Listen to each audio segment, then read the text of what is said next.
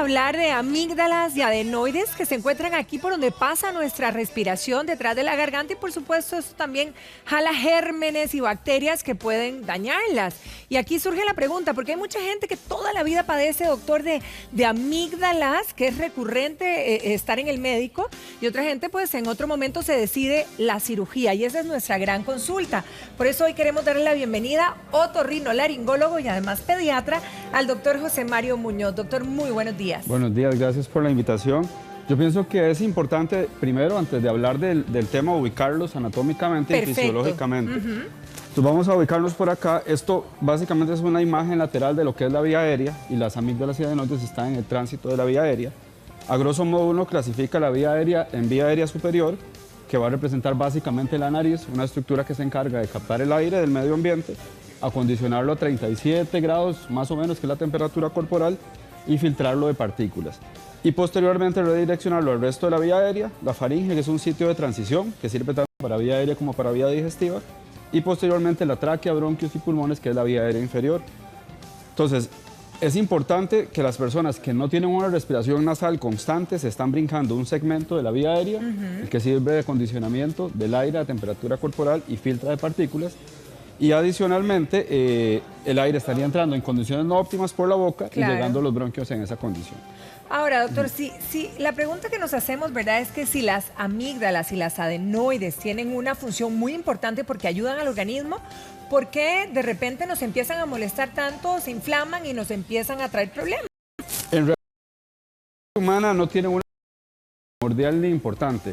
Es importante saber que, digamos, en el desarrollo evolutivo del ser humano, en algún momento, esas estructuras tenían función. Básicamente la función era producir células del sistema inmunológico, y en algunas ocasiones tenían función de filtro. Sin embargo, aproximadamente 2 especies evolutivas de lo que somos ahora Homo sapiens se volvieron órganos rudimentarios, entonces no tienen ninguna función, son lo que llamamos vestigios del desarrollo. Ah, ok. Ahora, ¿por qué, digamos, ¿en qué edad te empiezan a traer más problemas?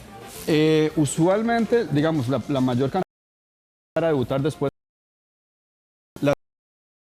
en el tránsito al lado de la boca. Si tenemos esta imagen de acá, pásese para allá. Perdón, serían estas de acá, que son 2 pelotitas que están ubicadas a cada lado.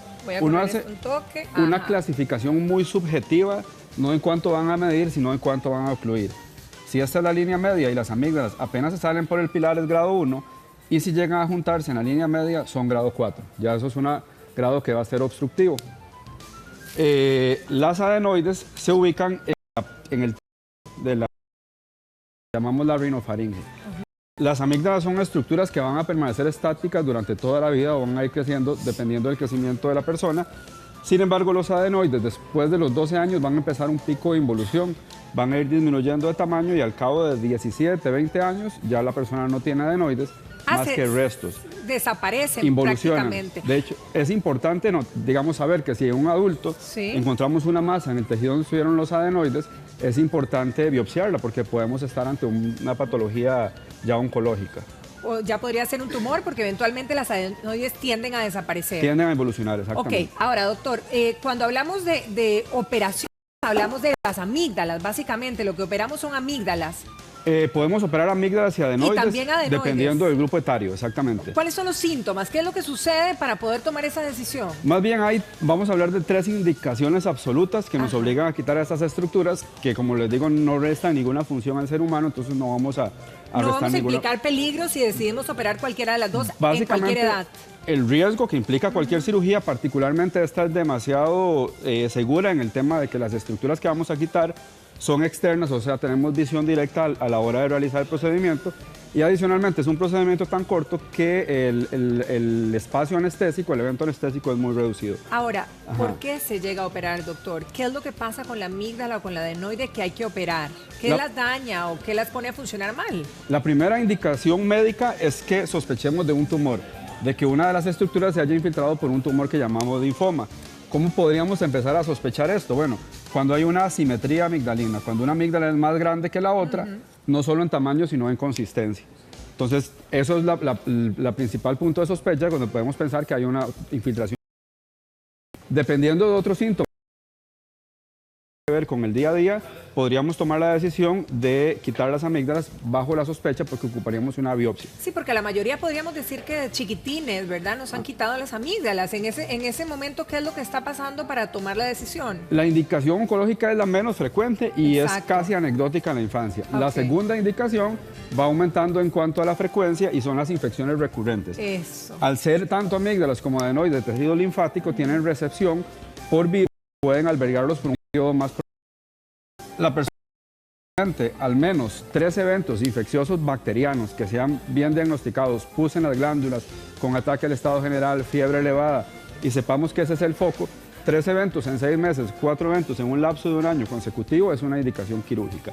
Y la tercera razón, que es la más frecuente en la infancia, sí, es la indicación obstructiva, cuando amígdalas más adenoides han crecido al punto tal que bloquean el paso de la vía aérea durante el sueño, principalmente manifestándose como un síndrome de broncopatía obstructiva del sueño. El niño que ronca, que hace pausas respiratorias, que a consecuencia de las pausas respiratorias hacer microdespertares, despertarse para tomar una bocanada de aire, volverse a quedar dormido, tiene un sueño no reparador.